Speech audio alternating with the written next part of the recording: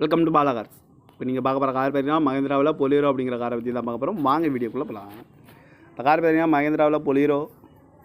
அவனோட மாடல் பார்த்தீங்கன்னா 2016 மாடல். இதோட வேரியன்ட் பார்த்தீங்கன்னா NLX அப்படிங்கிற வேரியன்ட் தான். ஓனர் பார்த்தீங்கன்னா 3 ஓனர் வரும் இருக்காங்க அந்த வண்டிக்கு. இது ஒரு டீசல் வண்டி தான். கிலோமீட்டர் பார்த்தீங்கன்னா 1,15,000 கிலோமீட்டர் தான் ரன்னிங் ஆகிருக்கு. நேஷனல் சர்வீஸ் கடவோட வண்டி வரட்டுருக்காங்க.